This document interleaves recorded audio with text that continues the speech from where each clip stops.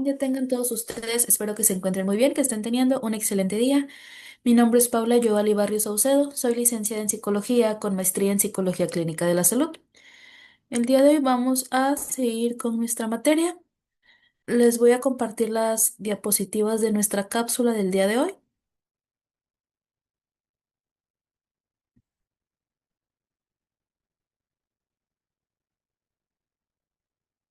¿Ok? Bueno, en la cápsula del día de hoy vamos a hablar acerca de los neurotransmisores y los neuroreceptores. Para que una molécula sea considerada neurotransmisor, debe de cumplir con un ciclo biológico específico. Primero, la síntesis. La neurona fabrica el mensajero a partir de los precursores, generando generalmente aminoácidos obtenidos de la dieta, mediante enzimas específicas. Segundo, tenemos el almacenamiento. Las moléculas se guardan en vesículas sinápticas para protegerlas de la degradación. Y tercero, tenemos la liberación, donde el calcio entra a la célula y expulsa el neurotransmisor al espacio sináptico.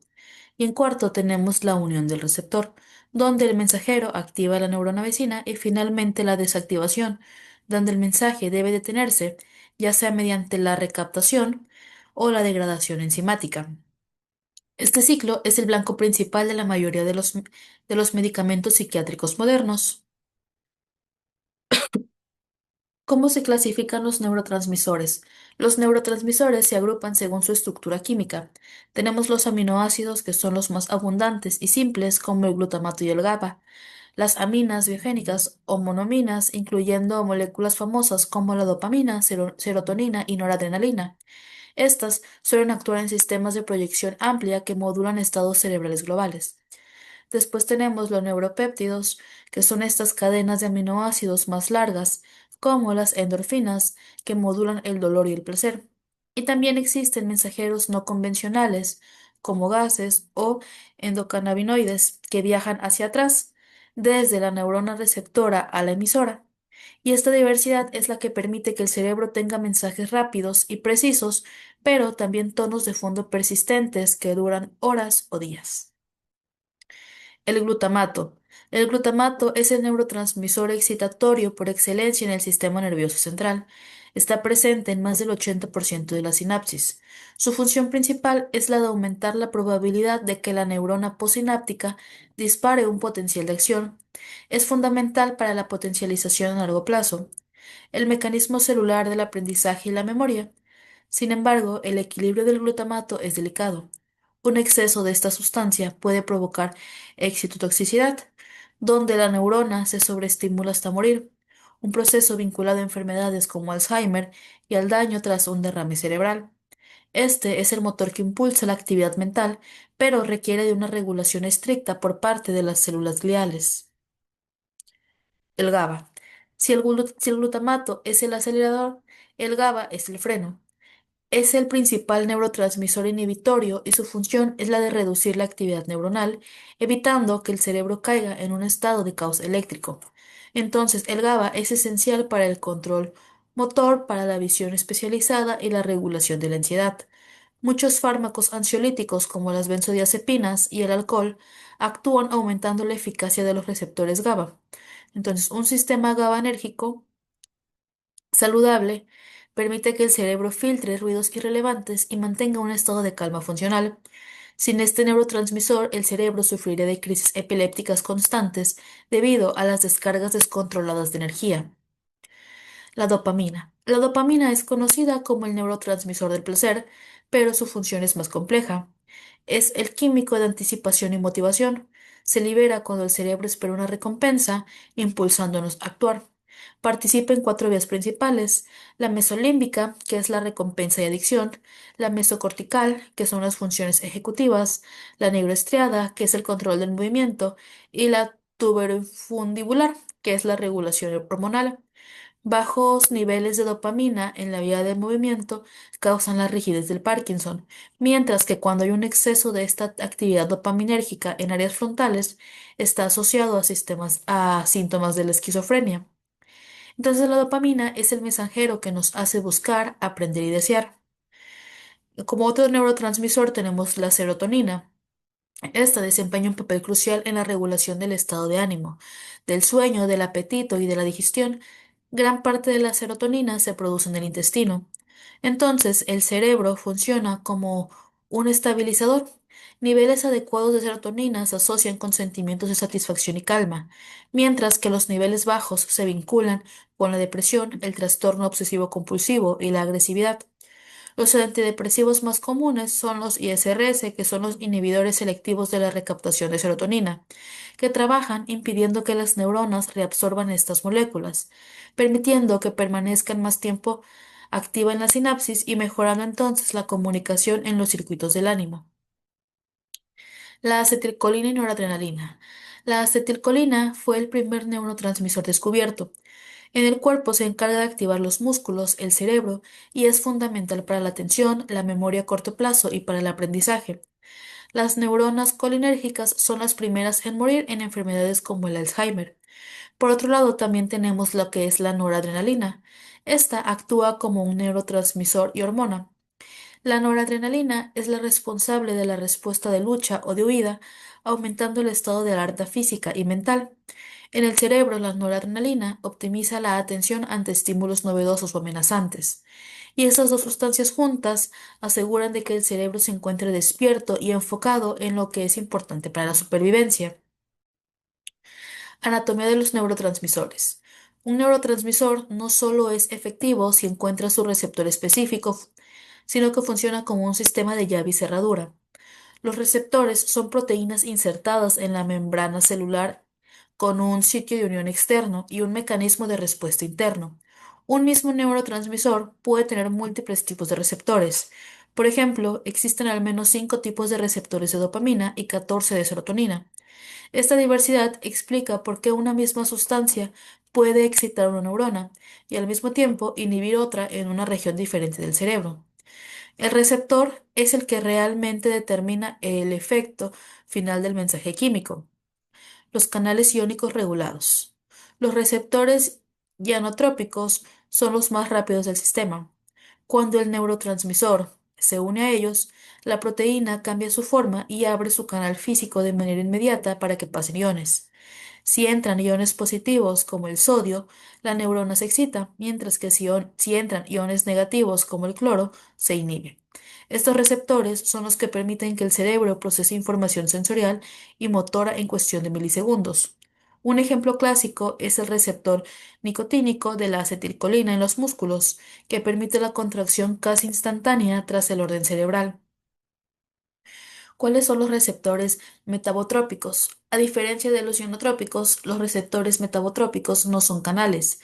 Cuando el neurotransmisor se une, el receptor activa una proteína interna llamada proteína G.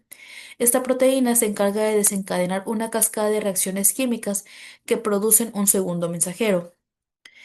Este proceso es más lento, pero sus efectos son mucho más amplios y duraderos. Pueden abrir múltiples canales a la vez, alterar el metabolismo celular o incluso encender genes que cambian la estructura de la neurona. Estos receptores son los responsables de los estados emocionales prolongados y de los cambios profundos que requieren de una memoria a largo plazo. Los agonistas y antagonistas. La comprensión de los receptores ha permitido el desarrollo de la medicina moderna.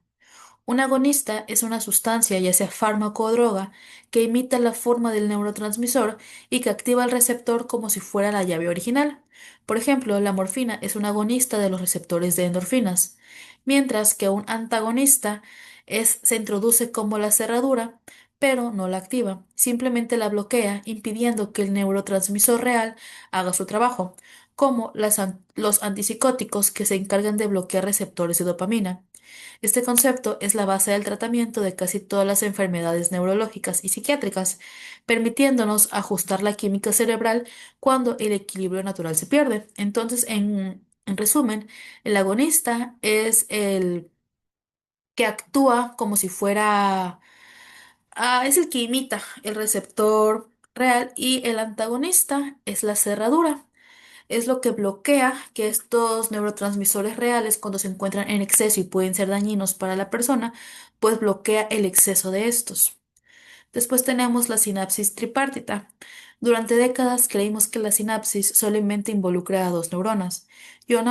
Hoy hablamos de tres, la parte E de la sinapsis tripartita, porque incluimos a los astrocitos. Los astrocitos rodean la sinapsis y tienen estos receptores para que los neurotransmisores puedan ser liberados. Ellos ayudan a limpiar el exceso de glutamato para evitar la toxicidad y liberan sus propios mensajeros para poder potenciar o debilitar la señal y suministran esta energía de las neuronas activas.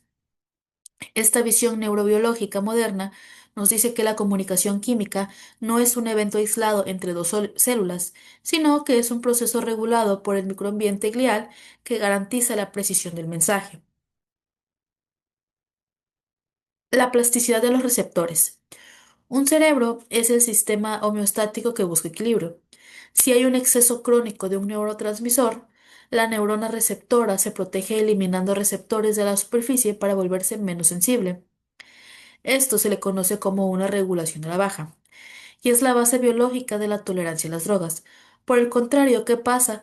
Si hay una falta de un neurotransmisor, entonces esta neurona va a crear más receptores para que intenten captar cualquier señal por más mínima que sea que esté disponible, y esta es una regulación al alza. Estos cambios estructurales explican por qué muchas veces dejar una adicción o cambiar un medicamento requiere de tiempo, ya que el cerebro necesita volver a esculpir todos estos receptores que fueron modificados alguna vez. Los neurotransmisores y la genética. La comunicación química tiene el poder de hablar con nuestro ADN a través de los receptores metabotrópicos. Los neurotransmisores entonces pueden activar factores de transcripción que viajan al núcleo y que modifican la expresión de ciertos genes. Esto significa que nuestras experiencias, ya sea un trauma, un aprendizaje intenso o una relación afectiva, pueden cambiar qué proteínas produce nuestro cerebro. Esta es la base de la epigenética, que es un entorno químico dictado por nuestras vivencias, puede marcar o puede dejar marcas duraderas en nuestra función cerebral, explicando por qué las experiencias de la infancia tienen un impacto tan profundo en la salud mental adulta. Desequilibrios químicos y patológicos. Muchas patologías son, en esencia, errores de los neurotransmisión. La esquizofrenia está ligada a un exceso de dopamina en ciertas vías y falta de otras. La depresión a una deficiencia de serotonina y noradrenalina. La epilepsia a un desequilibrio entre el glutamato y el GABA. Y la miastenia gravis es un ataque autoinmune contra los receptores de acetilcolina en los músculos. No son fallos de la voluntad, sino son desajustes moleculares en la síntesis, liberación o recepción de estas sustancias. La neurociencia entonces busca no solamente tapar los síntomas, sino entender en qué punto del ciclo de vida del neurotransmisor ocurre este error para irlo corrigiendo a la raíz. Entonces ya hemos descubierto que el cerebro no es solo una computadora eléctrica, sino es un vasto laboratorio químico, donde cada pensamiento que tenemos y cada emoción que sentimos es el resultado de una danza coordinada entre los neurotransmisores y los receptores. Entonces, entender qué sustancias tan simples como un aminoácido pueden determinar nuestra felicidad, nuestra memoria o nuestra capacidad de movernos es una de las mayores revelaciones de la ciencia moderna. Somos el resultado de este equilibrio dinámico.